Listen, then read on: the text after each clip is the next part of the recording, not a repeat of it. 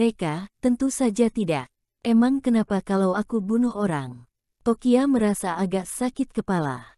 Reka, kali ini pasti tidak bisa terselamatkan. Bagaimanapun di belakang petugas Sabre terdapat markas militer. Kendaraan militer berhenti, Sangs membawa beberapa orang turun dari mobil. Vitrus langsung pergi menyambutnya, Tuan Sabre. Sangs mengangguk dan melihat suasana di sana yang kacau balau. Apa yang terjadi? Kimi langsung berkata dengan sambil menangis, Tuan Sabre, kamu harus adili masalah ini. Si Reka memukul aku. Si Reka tidak anggap kamu dengan markas militer, pasti harus hukum dia. Sangs menatap Reka, sungguh sombong, nanti aku akan jatuhkan sanksi ke kamu. Vitrus langsung berdiri dengan tegak, dan memberi hormat, Sersan Distrik Militer Provinsi Omada, Vitrus. Orang-orang di sana pun menjadi sangat gembira. Acara pemberian gelar segera dimulai. Sangs, Sersan Vitrus, punya kinerja yang baik, menjadi kebanggaan bagi markas militer. Sekarang akan dianugerahi jadi Letnan 2, kedepannya diharapkan bisa lebih baik lagi.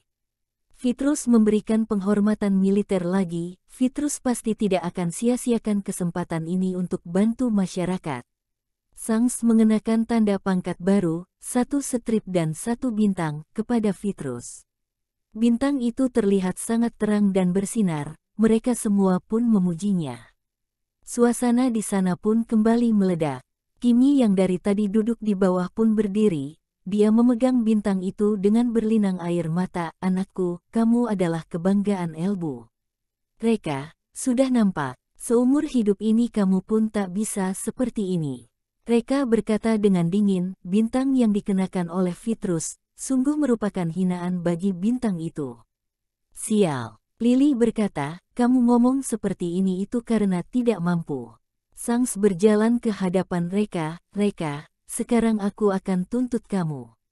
Pertama, kamu hina keluarga tentara, siapapun tidak bisa terima. Kedua, kamu terlibat dalam kasus pembunuhan tiran. Mohon ikut aku pergi interogasi. Sekeluarga Tokia pun ketakutan, mereka semua pun melindungi Reka, dan takut Reka akan ditangkap. Bensu ingin mengatakan sesuatu, tapi Reka pun menghentikan dia. Reka berkata dengan dingin, Vitrus, mana bisa disebut sebagai tentara? Apalagi kalau wanita itu adalah keluarga tentara, jadi dia boleh hina orang lain dengan sesuka hati. Dan juga, kamu punya bukti aku bunuh tiran. Jika tidak ada, aku akan gugat kamu fitnah. Sangs berkata, bukti. Oke, aku akan tunjukkan ke kamu. Braum, turun. Seorang petugas penjara turun. Tampaknya adalah petugas penjara yang awasi tiran semalam, Braum. Sangs berkata, tadi Braum sudah bilang ke aku, tadi malam hanya kamu seorang yang pergi kunjungi tiran. Tidak lama setelah kamu pergi, tiran pun langsung mati. Braum bisa jadi saksi, saat kamu pergi kunjungi tiran, kamu bawa makanan. Setelah tiran makan semua makanan yang kamu bawa, dia pun keracunan dan mati. Bukti-bukti ini, apakah tidak bisa buktikan kamu bunuh tiran? Tokia berteriak, tidak mungkin. Tadi malam mereka cuman bareng dengan aku, dia tidak pergi kemanapun. Bensu dengan Avril juga berkata untuk buktikan mereka tidak membunuh orang. Vitrus berkata dengan dingin, kalian adalah keluarga Reka, mana bisa jadi saksi. Reka, tak penuhi syarat. Kalau gitu orang yang kusuruh keluar harusnya bisa penuhi syarat itu. Sangs berkata, oke kalau gitu, kamu segera suruh saksinya keluar, aku mau lihat siapa orangnya. Berani jadi saksi palsu, aku tak akan lepaskan dia. Reka berteriak ke arah kerumunan, keluar. Seorang pria kekar berjalan keluar dari kerumunan.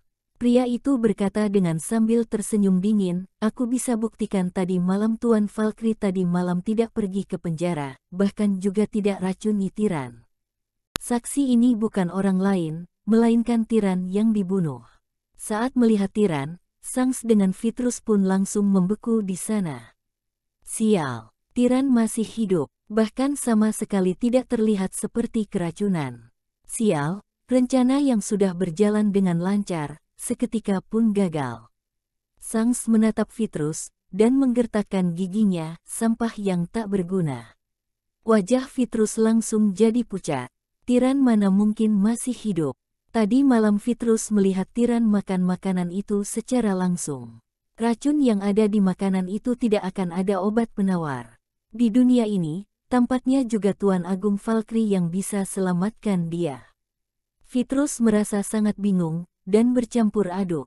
Kimi tidak sudi dan berteriak, "Tuan Sabre, aku kenal orang ini, dia adalah teman Reka. Dia tidak bisa jadi saksi." Kimi sama sekali tidak tahu orang ini adalah Tiran, dia masih mengira orang ini adalah orang yang dibayar oleh Reka. Reka berkata dengan sambil tertawa, hanya dengan omongan kamu ini, aku sudah bisa gugat kamu fitnah orang." "Kimi, mungkin, aku tahu dia adalah temanmu. Aku pernah lihat kalian berdua makan bersama." Tiran tersenyum dingin, "Oh ya. Kalau gitu kamu harus obati matamu dengan baik. Matamu sudah rusak." Kimi merasa sangat emosi, Petrus pun menghentikan dia, "Bu, orang ini adalah Tiran." "Apa?" Kimi seketika pun merasa sangat malu. Reka berkata, "Kimi bisa buktikan Tiran adalah temanku. Aku mana mungkin akan bunuh teman sendiri." "Kimi, aku, sial, kenapa dirinya menjadi saksi Reka?" Mengetahui dirinya akan rugi dalam masalah ini, Sangs pun putuskan untuk pergi. Sangs memarahi Petrus, "Nanti aku akan perhitungkan masalah ini dengan kamu." Sesudah ini, Sangs pun hendak pergi. Hanya saja, Reka pun tiba-tiba berteriak, "Tunggu, aku sudah bilang kamu boleh pergi." Sangs berteriak dengan marah, "Diam. Kamu punya kekuasaan apa untuk berikan perintah ke aku?" "Reka, aku mau laporkan kamu, angkat seorang pelaku pembunuhan jadi letnan dual, dasar." Sangs memakinya, "Kapan Petrus bunuh orang? Kalau tidak ada bukti, aku akan penjarakan kamu."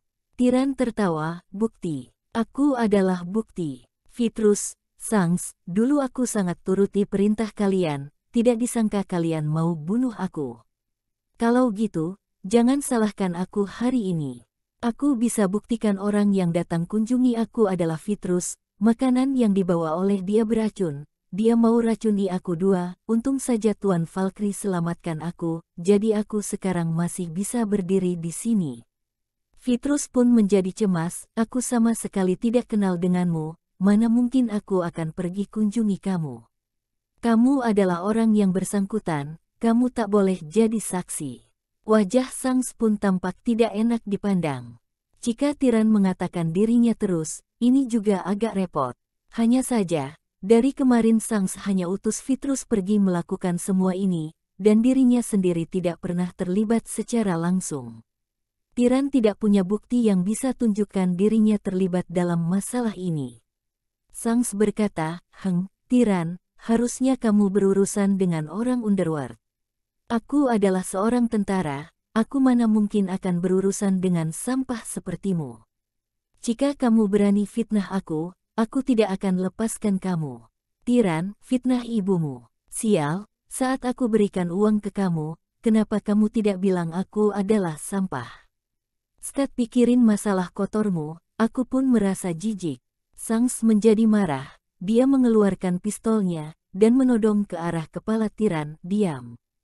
Jika kamu asal ngomong lagi, aku akan tembak kamu." Reka pun langsung hentikan Tiran. Sangs sekarang sudah dipaksa sampai tidak ada jalan, suruh dia bunuh orang juga mungkin.